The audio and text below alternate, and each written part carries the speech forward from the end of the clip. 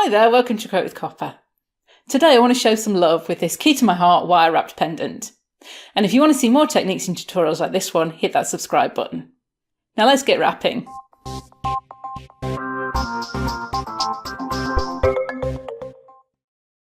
For this project I'm using 1mm diameter or 18 gauge copper wire for the frame and 0.3mm diameter or 28 gauge copper wire for the weaving wire. But you could use a higher or lower gauge for the weaving wire for a slightly different look. And then you need a jump ring and chain to finish the pendant. And then the tools you need are your wire cutters, bell making pliers or round nose pliers, flat nose pliers, and a hammer and block.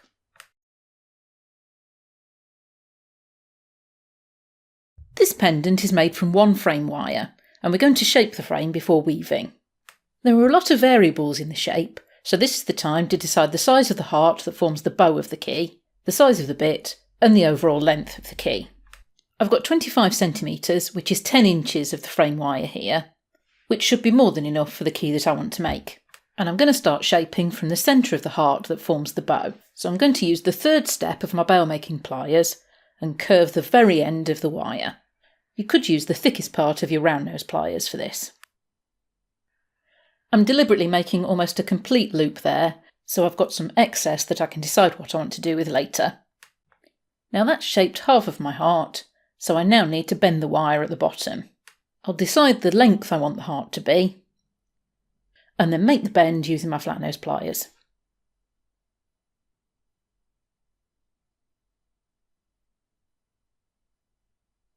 I'll make sure it's a nice sharp bend. And then I'll go back in with my bow making pliers to shape the other side of the top of my heart.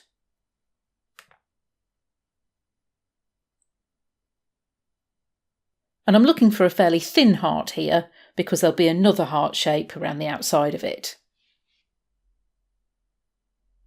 And just take your time to make sure you're happy with the shape and both sides look even.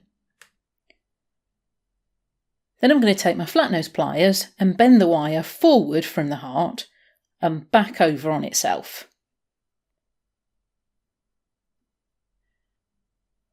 Now I want that to fold almost entirely back on itself, but there does need to be a small gap for the weaving wire to fit through. Then I can start to shape the outside heart.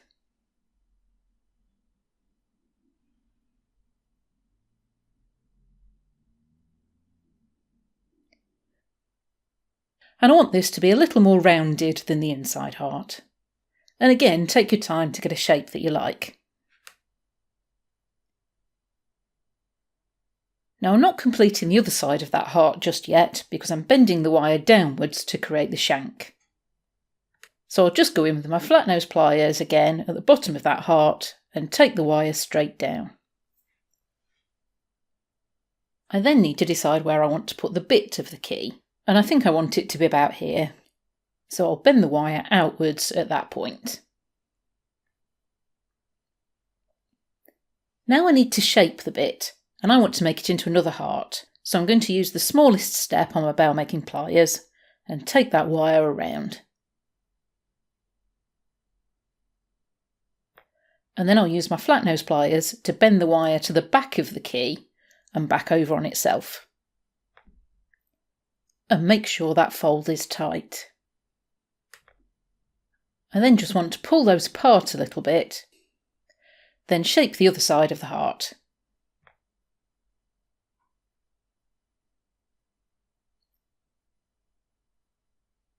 I'm then going to bend the wire again to take it to the bottom of the key. And ideally I want the bottom of the heart to be touching and those two straight wires to look continuous.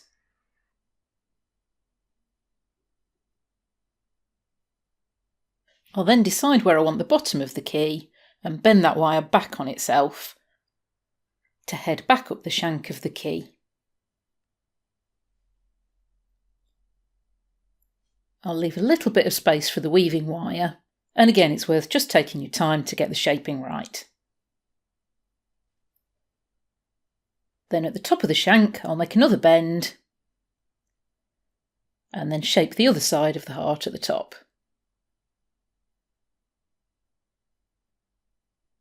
Again, make any adjustments necessary to make sure you're happy with the shape.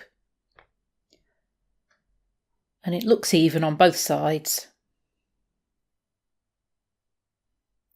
And then trim off the excess. If your wire's soft like mine is, you can work hard on it to help it keep its shape whilst weaving by hammering it lightly, but avoid the areas where the wire is sitting on top of itself.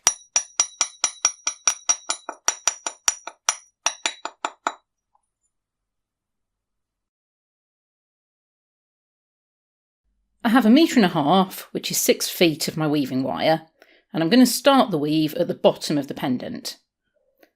So to anchor the wire on, I'm going to take it 3 times around the side that doesn't have the bit on it. I'm using the short end for this because it's just a little bit easier. And I want to make sure those wraps are tight and together. And then I'll slide them to the bottom of the key. I'm then going to wrap twice around both wires.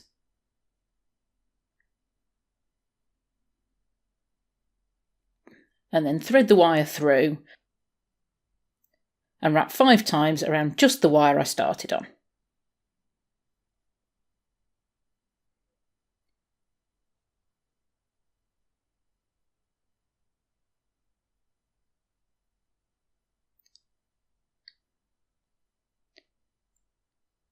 I've then got just enough room to wrap twice over both wires before the bit.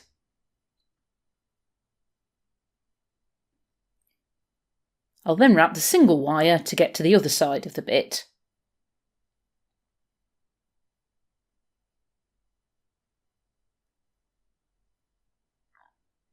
And I've just remembered that I can get into the frame there to help with the weaving.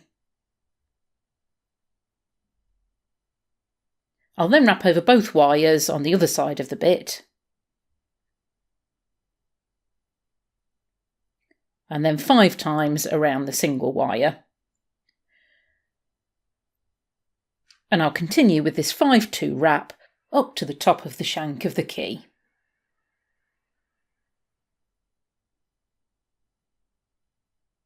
I'll finish that weave with 2 wraps over both wires.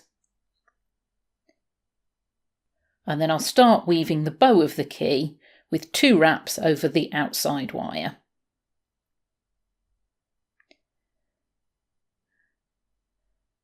I'm then going to take that weaving wire through between the hearts.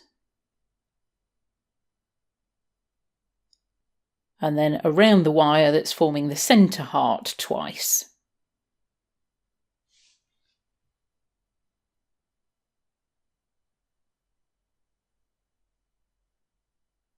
Then I'll take the wire between the inner and outer heart again and wrap twice on the outside wire.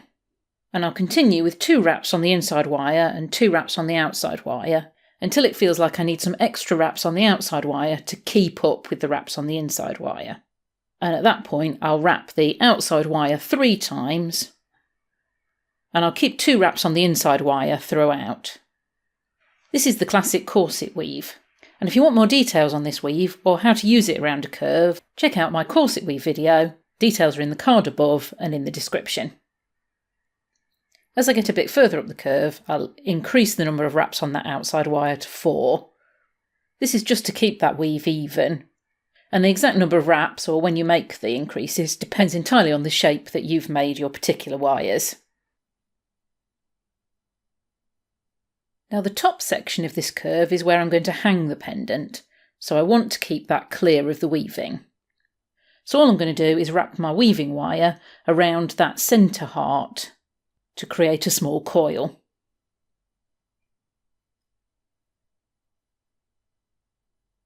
And I'll just put enough wraps on to make a small gap in the weave. And then I'll continue with the corset weave as before, just to finish that side of the heart off. And I find I need to reduce the number of wraps on the outside wire to make this part of the weave.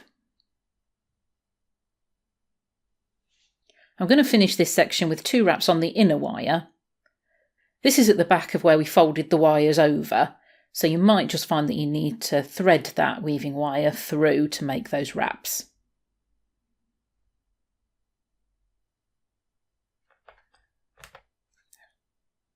I'm then going to take that weaving wire across and around that top wire. And I'll wrap that a couple of times. And then take the weaving wire up through the centre to start wrapping that wire on the inside heart of the second side of the frame. And just like the first side, I'm going to wrap that inside wire twice and graduate the number of wraps on the outside wire to accommodate for the curve.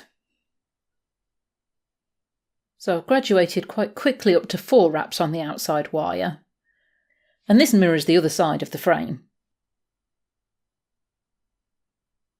But instead of leaving a gap, I'm going to continue the weave right the way around this side of the frame. And in my case, this has meant going up to 5 wraps on the outside wire.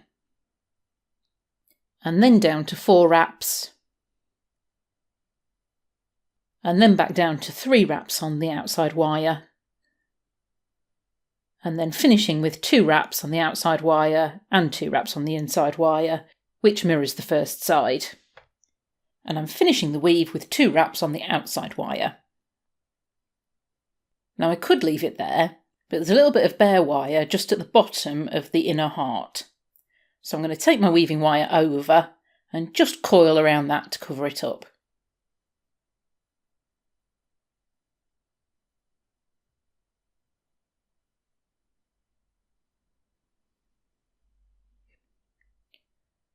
And that completes the weaving.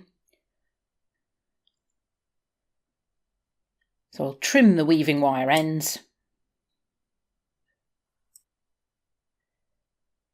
And I just need to decide what to do about the frame wire where I started. I'm just going to curl it a little bit more, trim it a little, and just take it so it's a little bit tighter curve. Then I'll add the chain with the jump ring.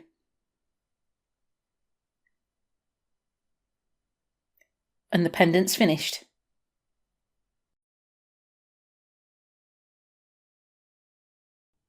If you enjoyed the video, show some love by pressing that like button below. And don't forget to subscribe to my channel and head over to my website for more hints, tips and projects. Thanks for watching, and I'll see you soon.